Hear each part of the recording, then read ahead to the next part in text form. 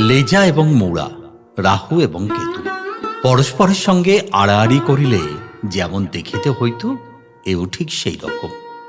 প্রাচীন হালদার বংশ দুই খণ্ডে পৃথক হইয়া প্রকাণ্ড বসতবাড়ির মাঝখানে এক ভিত্তি তুলিয়া পরস্পর পিঠাপিঠি করিয়া বসিয়া আছে। কেউ কাহারও মুখদর্শন করেন না।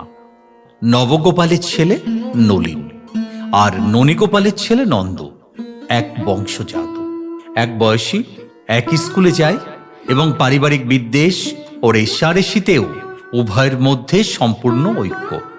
নলিনের বাপ নবগোপাল অত্যন্ত করালো, ছেলেকে হাঁপ ছাড়িতে দিতেন না। পড়াশোনা ছাড়া তার আর কোনো কথা ছিল না। খেলা, খাদ্য ও সাজসজ্জা সম্বন্ধে ছেলের সর্বপ্রকার শখ তিনি খাতাপত্র এবং স্কুল বইয়ের নিচে চাপিয়া রাখিয়াছিলেন। নন্দর বাপ ননীগোপালের শাসন প্রণালী অত্যন্ত শিথিল ছিল। মা তাহাকে অত্যন্ত ফিটফাট করিয়া সাজাইয়া স্কুলে পাঠাইতেন, আনাতিনেক জলপানীয় সঙ্গে দিতেন। নন্দ ভাজা মশলা ও কুলপির বড়, লাঠিম ও মার্বেল গুলিকা ইচ্ছামতো ভোগ বিতরণের দ্বারা যশস্বী হইয়া উঠিয়াছিল। মনে মনে পরাভব অনুভব করিয়া নলিন কেবলই ভাবিত, নন্দর বাবা যদি আমার বাবা হইত এবং আমার বাবা যদি নন্দর পিতৃস্থান অধিকার করিত, তাহা হইলে নন্দকে মজা দেখাইয়া দিতাম। কিন্তু সেরূপ সুযোগ ঘটিবার পূর্বে ইতিমধ্যে নন্দ বৎসরে বৎসরে প্রাইজ পাইতে লাগিল। নলিন রিক্ত হস্তে বাড়ি আসিয়া স্কুল কর্তৃপক্ষের নামে পক্ষপাতের অপবাদ দিতে লাগিল। বাপ তাহাকে অন্য স্কুলে দিলেন, বাড়িতে অন্য মাস্টার রাখিলেন। ঘুমের সময় হইতে 1 ঘণ্টা কাটিয়া পড়ার সময় যোগ করিলেন, কিন্তু ফলের তারতম্য হইল না। নন্দ পাশ করিতে করিতে বিয়ে উত্তীর্ণ হইয়া গেল। নলিন ফেল করিতে করিতে এন্ট্রান্স ক্লাসে জাতিকলের ইঁদুরের মতন আটকা পড়িয়া রহিল। এমন সময় তাহার পিতা তাহার প্রতি দয়া করিলেন, তিনি মরিলেন। 3 বৎসর মেয়াদ খাটিয়া এন্ট্রান্স ক্লাস হইতে তাহার মুক্তি হইল এবং স্বাধীন নলিন আংটি বোতাম ঘড়ির চেনে আদ্যপান্ত ঝকমক করিয়া নন্দকে নিরতিশয় নিষ্প্রভ করিয়া দেবার চেষ্টা করিতে লাগিল। এন্ট্রান্স ফেলের জুড়ি চৌঘুড়ি বিয়ে পাশের এক ঘোড়ার গাড়িকে অনায়াসে ছাড়াইয়া যাইতে লাগিল। বিশ্ববিদ্যালয়ের ডিগ্রিওয়ালার ঘোড়ার সহিত সমান চালে চলিতে পারিল না। এদিকে নলিন এবং নন্দের বিবাহের জন্য পাত্রীর সন্ধান চলিতেছে। নলিনের প্রতিজ্ঞা, সে এমন কন্যা বিবাহ করিবে যাহার উপমা মেলাভার, যাহার জুড়ি এবং তাহার স্ত্রীর কাছে নন্দকে হার মানিতেই হইবে। সবচেয়ে ভালোর জন্য যাহার আকাঙ্ক্ষা, অনেক ভালো তাহাকে পরিত্যাগ করিতে হয়। কাছাকাছি কোনো মেয়েকেই নলিন পছন্দ করিয়া খতম করিতে সাহস করিল না, পাছে আরো ভালো তাহাকে ফাঁকি দিয়া আর কাহারও ভাগ্যে জোটে। অবশেষে খবর পাওয়া গেল, রাওয়ালপিন্ডিতে এক প্রবাসী বাঙালির এক পরমা সুন্দরী মেয়ে আছে। কাছের সুন্দরীর চেয়ে দূরের সুন্দরীকে বেশি লোভনীয় বলিয়া মনে হয়। নলিন মাতিয়া উঠিল। খরচপত্র দিয়া কন্যাকে কলিকাতায় আনানো হইল। কন্যাটি সুন্দরী বটে। নলিন কহিল, যিনি যাই করুন, ফস করিয়া রাওয়ালপিন্ডি ছাড়াইয়া যাইবেন এমন সাধ্য কাহারও নাই। অন্তত এ কথা কেউ বলিতে পারিবেন না যে এ মেয়ে তো আমরা পূর্বে দেখিয়াছিলাম, পছন্দ হয় নাই বলিয়া সম্বন্ধ করি নাই। কথাবার্তা তো প্রায় এক প্রকার স্থির। পাত্রপণের আয়োজন হইতেছে। এমন সময় একদিন প্রাতে দেখা গেল, ননীগোপালের বাড়ি হইতে বিচিত্র থালার উপরে বিবিধ উপঢৌকন লইয়া দাসী চাকরেরা দলসার বাঁধিয়া চলিয়াছে। নলিনী কহিল, দেখে এসো তো হে, ব্যাপারখানা কি? খবর আসিল, নন্দর ভাবি বধূর জন্য পানপাত্র চাইতেছে। নলিন তৎক্ষণাৎ গুড়গুড়ি টানা বন্ধ করিয়া সচকিত হইয়া উঠিল, বলিল, খবর নিতে হচ্ছে তো। তৎক্ষণাৎ গাড়ি ভাড়া করিয়া ঝরঝর শব্দে দুধ ছুটিল। বিপিন হাজরা ফিরিয়া আসিয়া কহিল, কলকাতার মেয়ে, কিন্তু খাসা মেয়ে। নলিনের বুক দমিয়া গেল, কহিল, বলো কি হে? হাজরা কেবলমাত্র কহিল, খাসা মেয়ে, খাসা মেয়ে। নলিন বলিল, এই তো দেখতে হচ্ছে। পরিষদ বলিল, সে আর শক্ত কি বলিয়া তর্জনী এবং অঙ্গুষ্ঠে একটা কাল্পনিক টাকা বাজাইয়া দিল।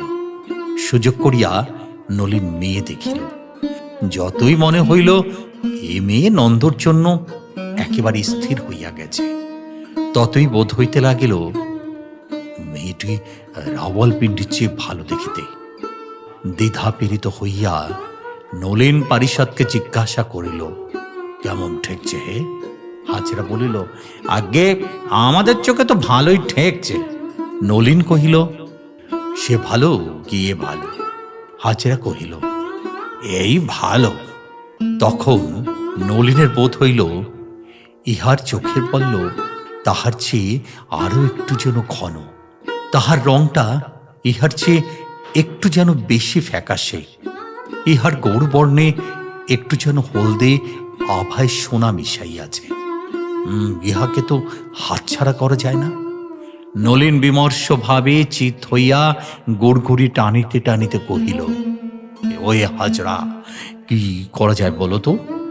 হাজরা বলিল, মহারাজ শর্তটাকে বলিয়া পুনশ্চ অঙ্গুষ্ঠে তর্জনীতে কাল্পনিক টাকা বাজাইয়া দিল। টাকাটা যখন সত্যই সশব্দে বাজিয়া উঠিল, তখন যথোচিত ফল হইতে বিলম্ব হইল না। কন্যার পিতা একটা অকারণ ছুতো করিয়া বরের পিতার সহিত তুমুল ঝগড়া বাঁধাইলেন। বরের পিতা বলিলেন, তোমার কন্যার সহিত আমার পুত্রের যদি বিবাহ দিতবে, ইত্যাদি ইত্যাদি। কন্যার পিতা আরো একগুণ অধিক করিয়া বলিলেন, তোমার পুত্রের সহিত আমার কন্যার যদি বিবাহ দি তবে, ইত্যাদি ইত্যাদি। অতঃপর আর বিলম্ব মাত্র না করিয়া নলিন নন্দকে ফাঁকি দিয়া শুভ লগ্নে শুভ বিবাহ সত্বর সম্পন্ন করিয়া ফেলিল এবং হাসিতে হাসিতে হাজরাকে বলিল, বিবাস করা তো কি বলে, কি বলো হে হাজরা? এবারে আমাদের ওবারের বড় বাবু ফেল। অনতিকাল পরেই ননীগোপালের বাড়িতে একদিন ঢাক ঢোল সানাই বাজিয়া উঠিল। নন্দর গায়ে হলুদ। নলিন কহিল, ওহে হাজরা, খবর লও তো পাত্রীটিকে। হাজরা আসিয়া খবর দিল, পাত্রীটি সেই রাওয়ালপিন্ডির মেয়ে। রাওয়ালপিন্ডির মেয়ে? নলিন অত্যন্ত হাসিতে লাগিল। ও বাড়ির বড়বাবু আর কন্যা পাইলেন না, আমাদেরই পরিত্যক্ত পাত্রীটিকেই বিবাহ করিতেছেন। হাজরাও বিস্তর হাসিল, কিন্তু উত্তরোত্তর নলিনের হাসির আর জোর রহিল না। তাহার হাসির মধ্যে কীট প্রবেশ করিল।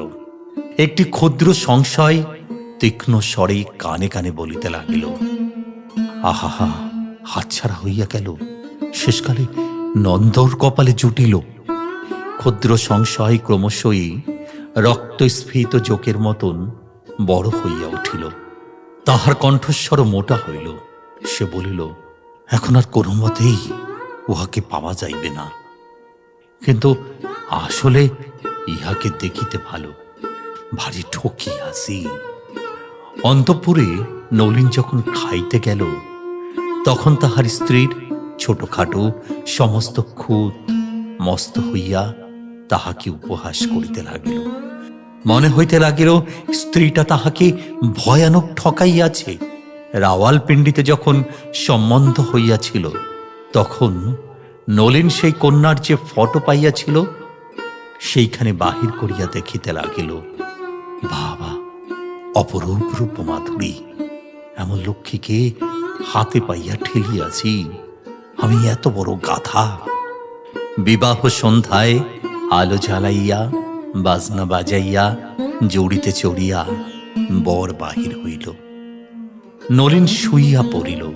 গড়গড়ি হইতে যৎসামান্য সান্ত্বনা আকর্ষণের নিষ্ফল চেষ্টা করিতেছে। এমন সময়ে হাজরা প্রসন্ন বদনে হাসিতে হাসিতে নন্দকে লক্ষ্য করিয়া পরিহাস জমাইবার উপক্রম করিল। নলিন হাঁকিলেন, দরওয়ান, দরওয়ান। হাজরা ততস্থ হইয়া দরওয়ানকে ডাকিয়া দিল। বাবু হাজরাকে দেখাইয়া কহিল, আভি ইসকো কান পাকার কে বাহার নিকাল দো। এই গল্পটি লেখা হয়েছিল 1907 সাল 1307 আশ্বিনে।